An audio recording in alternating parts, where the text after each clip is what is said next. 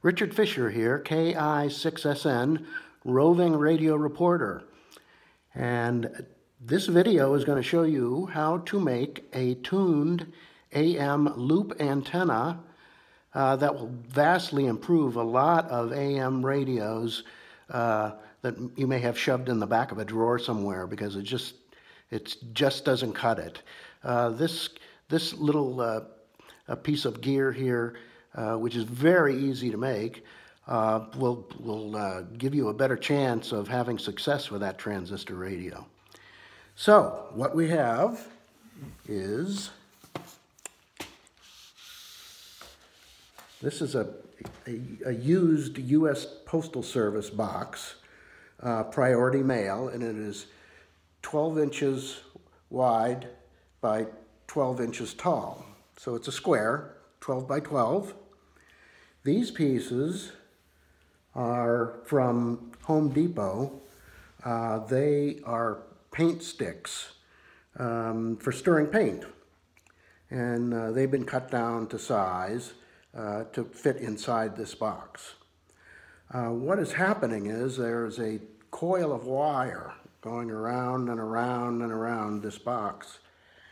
And these keep the box from collapsing in on itself. And the point of this is to create a field, an RF field in here that will enhance the resonant frequency of your transistor radio. Most of these have a ferrite rod in them, which is fine for local stations. But if you want to do some DXing, you need to have a little oomph, and that's what this thing will do. So to make this, what we have are, we'll start with the beginning and end of the coil. These two screws you see with a washer on them protrude through to the inside of the box, and they are where the coil begins and ends after it's wrapped around the box. There is a formula on the internet that'll tell you exactly how many turns to use given the size of the box and the capacitor that you're using as a tuner. In this case, it's 26 turns, and as you can see, I use rather small gauge wire, but just about any size wire will do, even the kind of hookup wire that you used to be able to get from Radio Shack. So there you have nuts and bolts and washers and the wire. On the inside of the loop is a capacitor, and this is what tunes the loop. As you can see, the plates are coming up and down, and through the course of this, it'll make the coil resonant with whatever frequency you're listening to on your AM radio. And of course, that'll enhance the strength of the signal. This capacitor is 365 picofarads. They were common in table radios and in a lot of transistor radios now, but you can get them on the web if you just do a Google search for 365 PF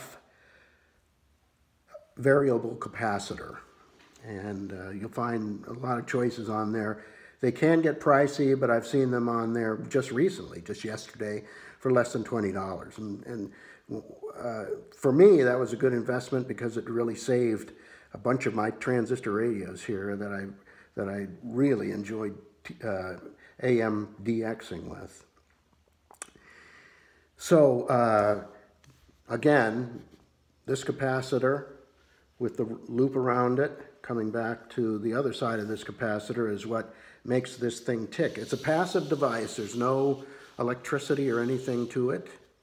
The only thing we need to do now is to connect the capacitor with the coil. And you'll see right here a bolt sticking through the side of the box, and that is one end of the AM loop. And we're going to connect this to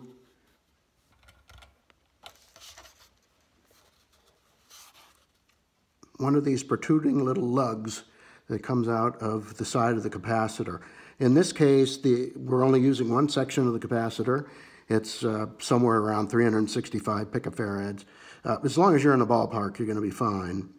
So that takes care of one side. Then we're going to go to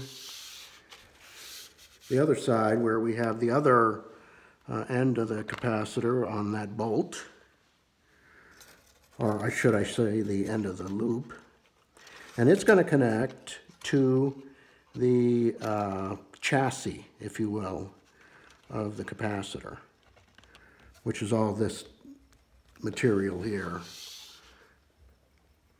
So you have one side that's connected to these plates that rotate, and the other side connected to the chassis of the capacitor, which is also known as the stator.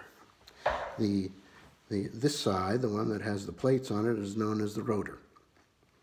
So there we have it, 26 turns around this box with a 365 picofarad capacitor.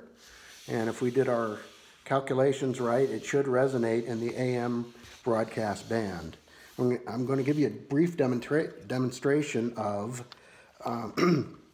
what this can do in terms of helping receive stations. I pre-tuned our crummy AM radio to a station down in San Diego, which is about, gosh, it's around 100 miles south of us, down near the Mexican border. And this is 760 KFMB.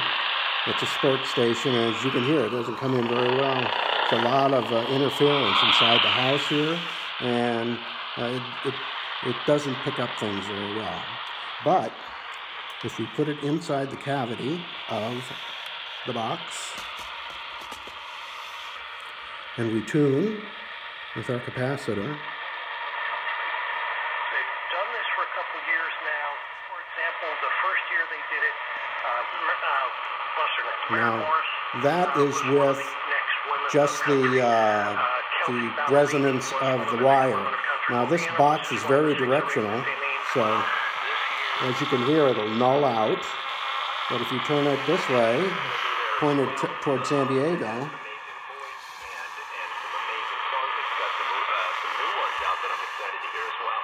so you can hear the improvement.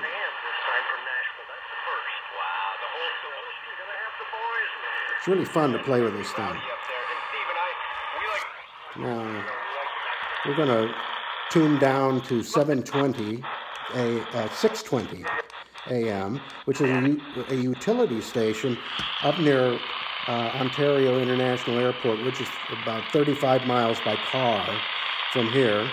But it is a little station that is a traveler's service, and you'll hear it in just a second. But it runs less than 10 watts, so I would imagine it has a pretty crummy antenna, because they want to keep their signal very local to the airport itself. So we'll see what we can do with the loop helping us here. As you can hear, right now there's really no signal at all.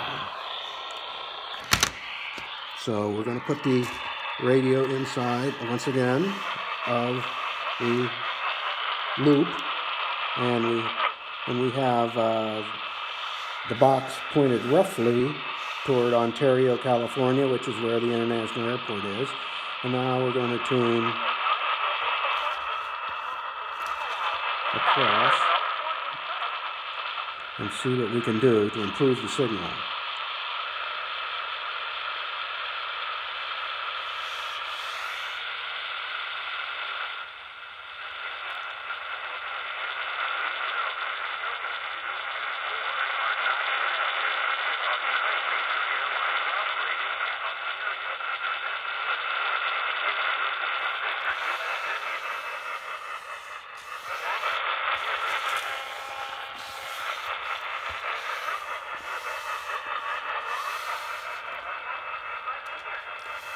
And as you can hear from the pulsating signal, ground wave is pretty crummy today. We got a little bit of a sky wave mixed in there, which is not helping. But anyway, this does do a really good job on on helping crummy transistor radios like this one. I've tested it with a bunch of others and other radios, and it helps all of them. I've used it with table radios. Anything you can slide into this cavity or even get near to it is going to be improved by this resonant box. So that's it for this. We'll have more video on how this works in a better environment and under better conditions. So this is Richard Fisher, KI6SN, roving radio reporter, signing off and clear.